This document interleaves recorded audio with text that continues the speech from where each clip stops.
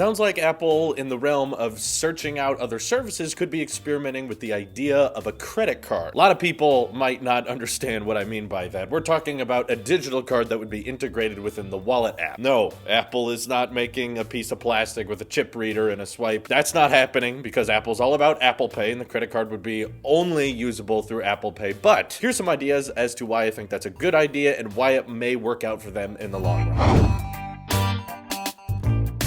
So Apple kind of started in the banking world with Apple Pay Cash, which personally I've really enjoyed. It's really helpful just to have that integration built into iMessage that if I need to send someone a few bucks for lunch, or I need to pay rent, or any number of things I can think of, building it into one of the world's most popular messaging services is really easy, and even on occasion using it with Siri, while it may be a good prank, like sometimes my friends will try to send themselves money through Siri, but obviously I can interrupt it before they get too far. That was kind of Apple's own custom entry by making their own debit card that's automatically integrated within the Wallet app, which I really like. If everything could be integrated through Apple Pay and I could have everything I needed on my Wallet app and I wouldn't even have to pack around a wallet anymore, that would be really sweet. The only reason I have to pack around a wallet typically is because there's still a lot of places in my area that don't support Apple Pay yet, whether it's because they're old-fashioned or they just don't want to, whether it's Walmart, which you can use Walmart Pay and stuff like that. But the other reason is I have my driver's license, or as many people might be getting in the US, a real ID, and those cannot be made digitally yet. Maybe that's a separate video, but I would kind of like it if the government could start implementing ways for you to keep your driver's license on your phone, and I know there's a ton of problems with that, but like what if your phone battery dies? It's like, okay, well if you're planning on letting your phone die while you're driving around, then make sure you have your driver's license on you. But if not, and you're like me, and your phone's usually above 50% at all times, then yeah, why not be able to have your driver's license integrated into the phone automatically? I don't know. It's a whole nother set of problems there, but Apple making a credit card is a lot more complicated than just making a simple cash card. For those who don't know, a credit card can be used to buy things that you can't necessarily afford right now, but you want to pay them off over time. And this is where Apple would probably shine, because Apple wants your money, and even better, they want you to owe them money at all times. So if you were capable of buying things via credit built into Apple Pay, just like the Apple Pay cash card is already, that would mean you'd be able to buy things with Apple Pay, put them on your credit card balance, and then pay it off when you want to, possibly with your Apple Pay cash card, or perhaps with another card that you already have integrated into the wallet. I know there's a ton of viewers out there that don't have Apple Pay or even Apple Pay cash available to them right now, so I imagine if Apple is launching a credit card, it's likely not going to be available to everyone on launch day. It could even be a United States exclusive, but what we've heard from the report suggests that they're going to have a lot of exclusive iOS optimizations that work with you on budgeting if you do sign up for that Apple Pay credit card, because credit cards can be a lot more dangerous. Obviously, you could end up buying a bunch of things and not be able to afford it, and then you can end up in debt if you're not paying it off every month. So in the long run, it can get people into a lot of trouble, but ironically, that's often where sometimes banks or even Apple in this particular case could end up making money. If you don't pay off your Apple Pay credit card every month, they collect a little bit of interest on it as you find time to pay it off, meaning this is another big source of revenue they could have if Apple provides the right advantages. Obviously, a ton of you guys watching probably already have credit cards. They're a very common thing, but as many of us know, there are lots of benefits to using a credit card, for instance, racking up points through different banking apps. Depending on what bank you use, they can reward you with rewards points, which can later be redeemed for cash or different options and benefits that that bank partners with in different companies. Like, for instance, my bank is Wells Fargo, and when I signed up for my credit card, they said that I could get 1.5% cash back on any purchase I used with Apple Pay. And given I'm someone who uses Apple Pay quite often, I was like, I want that credit card because I'm going to redeem a lot of points through that. And I do. So when it's usually smaller purchases or things that I know I'm not going to return, I'll put them on the credit card, particularly if I can buy them with Apple Pay, because I'm going to get that cash back slowly over time. And now on average, just from points and all of my expenses, I typically make around $30 a month just from using that credit card, which is kind of sweet. I think Apple, with the integration of all the different services they supply, could have some really good benefits to not only keep you on their credit card, but also keep you within their tech ecosystem. So there's plenty of things they could do, like give you discounted Apple Music, or perhaps even free Apple Music if you sign up for the credit card within a certain time. They just include the music because they want you on their banking apps. They want you using their cards. That way, you're more enticed to stay with your iPhone and with iOS. And with next month's March keynote, a lot of us are anticipating Apple's launching their subscription service for magazines alongside their TV and movie movie streaming service, which I've seen reports say could theoretically be $15 a month, which I think is kind of high, but if you want to know more about that, feel free to listen to the latest episode of the Talos of Tech podcast, link in the description, where we go more in depth onto what those subscriptions could cost and what they could offer. But yeah, I think for Apple to develop kind of a huge circle of services that entice customers to stay with them is probably going to be good for them in the long run and could result in a lot of benefits for us Apple customers that know we're going to be buying the latest iPhone every year, and we know that we're going to get the latest Apple Watch and stuff like that, and there are quite a lot of us. Signing up for that credit card could mean boosts in iCloud storage, it could mean cheaper versions of Apple's streaming TV service app, and who knows, maybe even that Apple gaming service we heard about a couple months ago. But now it sounds like Google's working on that because Google sent out these invites and everyone is just saying it's going to be a gaming streaming service of some kind. I'm a little confused as to why Google's doing it,